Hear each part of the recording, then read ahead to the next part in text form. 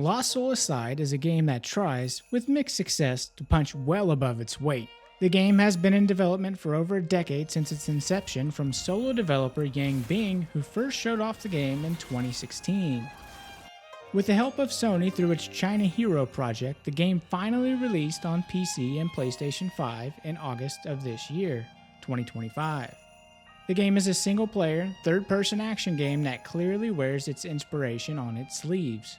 The main character, Kaiser, not only resembles Noctis from Final Fantasy XV, but so does the combat, which allows for both on-the-ground fighting and aerial attacks, which continue once you've shot your opponent into the air.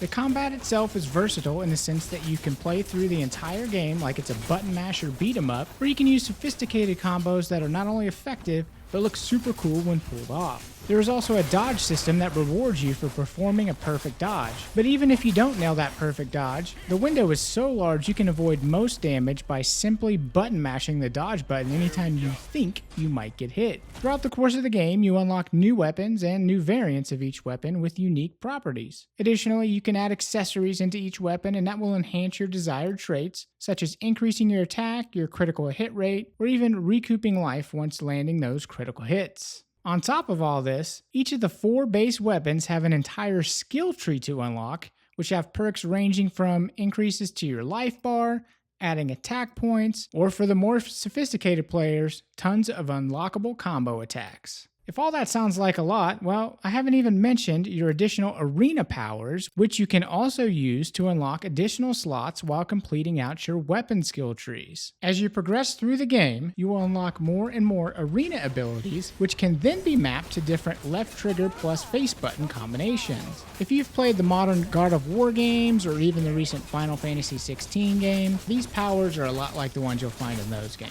And these powers can not only be used often, but are very powerful and have unique and different cooldown periods depending on the specific arena power you are using. The game definitely has a lot of systems, as I mentioned previously, but you can still easily get through the entire game without using a single combo and just using your arena powers alone.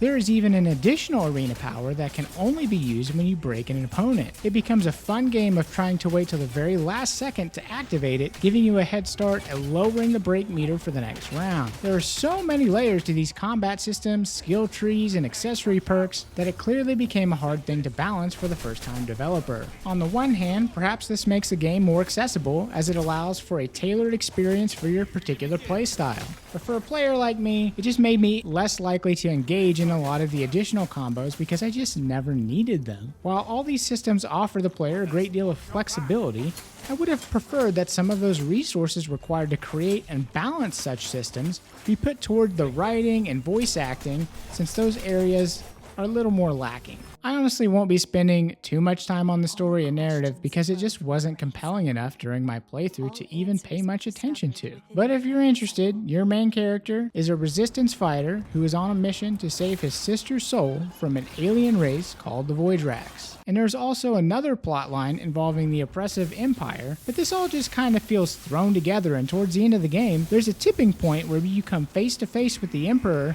and the ensuing cutscene just seems like nonsense. It had me wondering, what even was the point of this part of the story? You just wanted some different types of enemies in the game? The narrative, unfortunately, is just uninteresting, boring, and generally speaking, a major missed opportunity. It's not all bad though. The game does have its bright spots. For all my complaints about its overly complex combat systems, the game is very fun to play when it comes to the combat and is visually a highlight of the experience. The game has some really great music that's quite memorable too. Just take a listen to a few of these tracks from the game.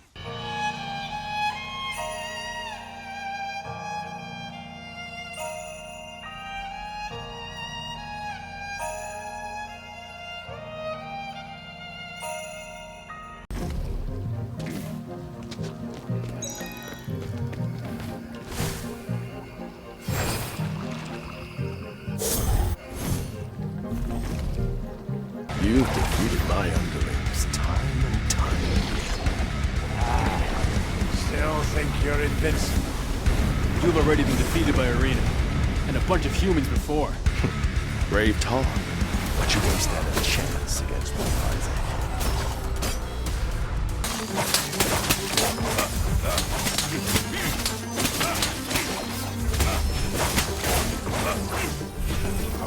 Target!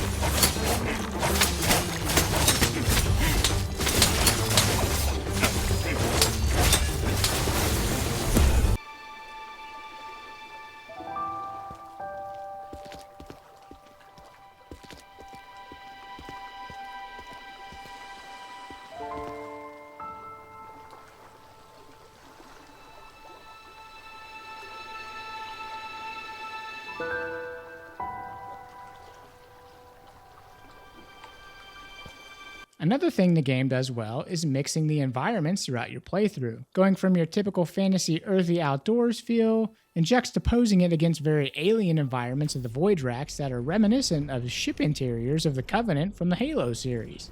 But even though the game does a good job of mixing environments, some of them are very lacking. There was a point in the game where you walk through an alley and it opens up into what you think is going to be a big open world area to explore. I remember thinking, okay, here we go, it's opening up finally. But as I explored this slightly larger open area, I found it nearly completely devoid of life.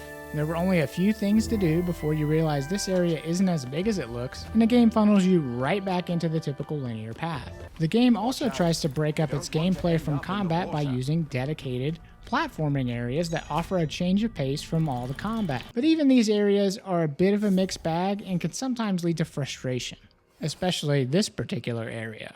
Throughout the game, you'll also encounter several optional activities, including a rather uninspired collection of go grab all the orbs in a certain amount of time game, and the other grab 5 orbs in the order that they are presented.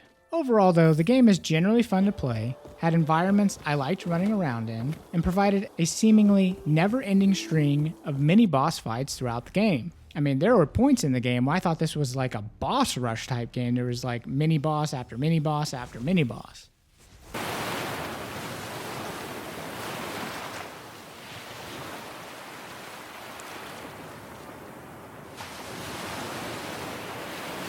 So if you are a gameplay first type person and love experimenting with systems and pulling off tons of combos, there's still a lot of fun to be had here. Just don't expect a compelling story or good voice acting to push you forward if you start feeling worn out by the often samey style of combat in your 15th hour of the game.